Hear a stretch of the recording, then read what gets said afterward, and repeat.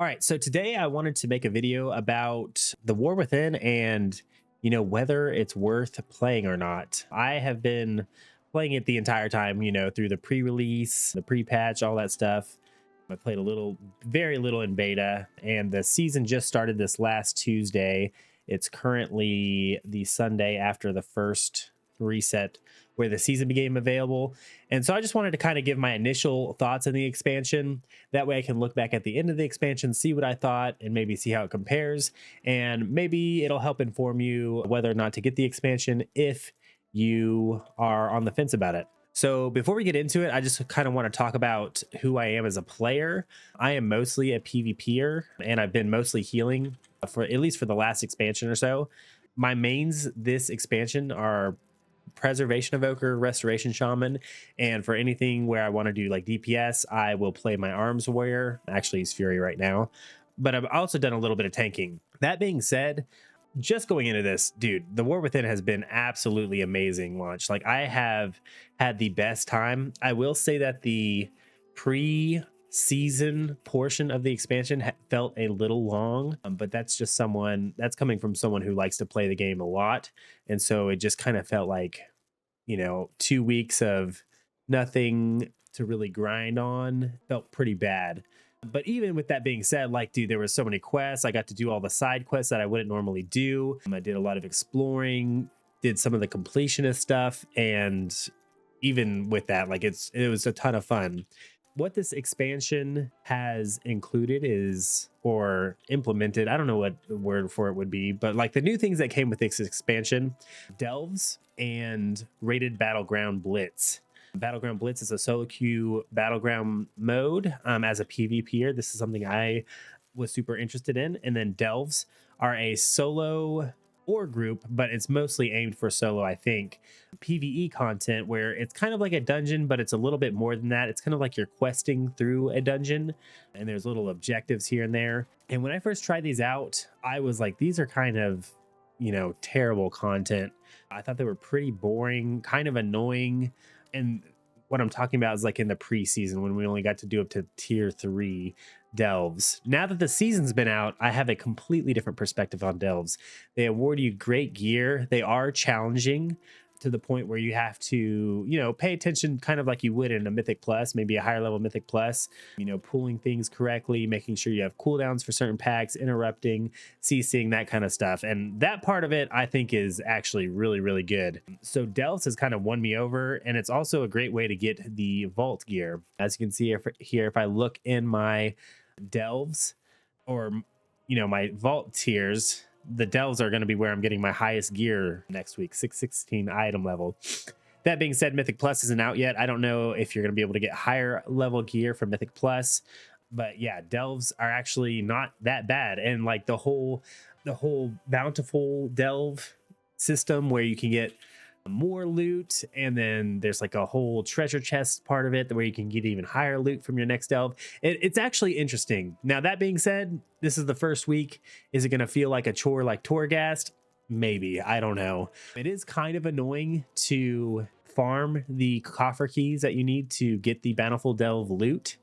So that being said, I don't know if I will continually try to get 4 done a week. But with it being new content for the first week, yeah, it's a lot of fun. They're similar to scenarios, I'd say. Yeah, it's exactly like a scenario. It is nice that there's different variations of each delve, so that's kind of good. I do like seeing that as well. But yeah, that's what I got to say about delves. So I've participated in the delves, and I think they're really great. The raid, I have not like actively progressed through the raid, other than I did do a Mirdrasil and Dragonflight, but I did that just for the legendary axe. This is the first time I've actually gone into progression with a group of friends, and I've only done it one time, but I thought the raid was amazing. The views are amazing. The boss fights are really fun. There's several fights where like just the mechanics of the fight are fun to go through. I can't remember the one, but it's like a council, or there's 2 bosses, and one of them puts rings on the ground that you have to avoid, and I thought that was really fun. It was the first time I've seen a boss where like the stuff you have to avoid are rings that just randomly spawn across the room. And then the last boss is really fun. I don't know, I like mechanics that seem cool. Like there's a mechanic where the boss shoots out green rings that travel slowly, and you have to get hit by this other buff that makes you jump over it. I thought that was pretty cool. So the raid has been great so far, and I'm excited to actively progress through a raid. PvP kind of just feels like it has in Dragonflight. I'm enjoying it.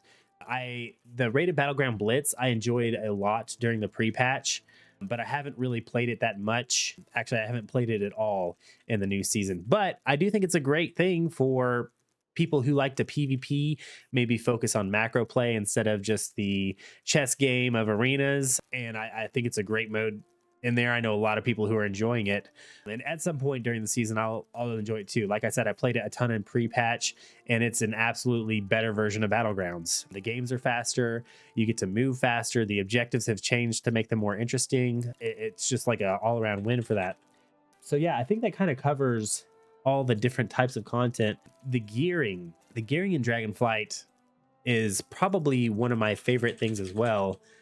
So yeah, so Alleviate in chat is saying buying gems with honor instead of being time gated with the vault is a good W. Yeah, so the vault not being necessary for PvP is actually huge. It's amazing. It's nice that you're not ever getting a random piece of gear that you don't want. The only exception to that is the weapons quest. The weapons of quest gives you 2 pre-statted items, and you don't get to choose which ones you want. And for example, I'm going to be getting this, great axe that has versatility and mastery. That one's fine, but this one has crit verse, and I don't think I necessarily want that. That is the only exception to the rule. Everything else is completely managed by you, the player, as to what you want to buy with what stats. The one downfall to gearing for PvP is the crafting. There's parts to it that I like. I think it's really fun to craft, but it's so expensive right now, and it requires a lot of materials. The gems that you would normally get from like using vault pieces or like buying the vault gem slaughters when you don't need a piece of gear, that system has moved over to buying different items with honor so that you can slot the gems. And that system's really cool.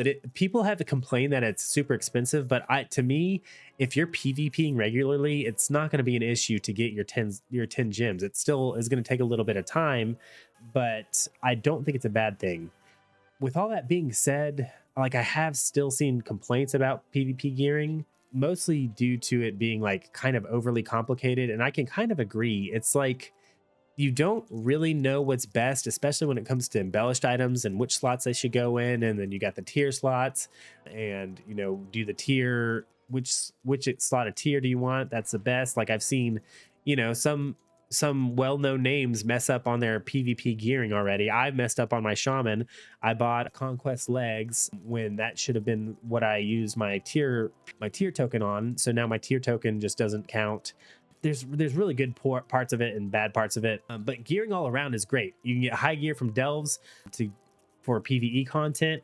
The crafting is great. Like I'm already full epics on my warrior almost, and I haven't been going crazy on him. Like most of this is delve gear, PvP crafted gear. And yeah, like, I don't know. It's crazy. Just a skill issue. That just means the game isn't solved yet. It will be later on, and price of mats will come down. Yeah, I think those are fair points. Like, trying to min-max your stats first week of the season, you're obviously going to be spending more. So we'll see. Like once we're 4 weeks into the season or so, it'll definitely be interesting to see how it is then. They also added the currency transfer button. So like my warrior has no honor on him, but I can press transfer and I can see all the honor my other characters have on them. I don't have a ton because I just bought a bunch of gems, but that's a huge W as well. Like it's nice that I can kind of farm the honor on one character to get my other character's honor set, which is enough to get into PvP. There's not that much of a difference between honor level gear and conquest level gear. I think it's like 13 eye levels. So, the full set at honor versus the full set at conquest, it's going to be a noticeable difference, but it's not so big that you can't actually perform in rated PvP. So I think that's, huge as well. So then it comes down to just like, is the war within worth playing? My opinion is if you like World of Warcraft, it's seemingly in the best spot it's been ever, maybe for me. I don't know. People are definitely going to disagree with that. I think Dragonflight made several improvements, but I think the War Within just kind of improved on those improvements, especially as a PvPer. I think PvP is just kind of the best. There's obviously tuning issues, but those will get fixed over time. I think we've seen more regular tuning already in this expansion than we even did in Dragonflight.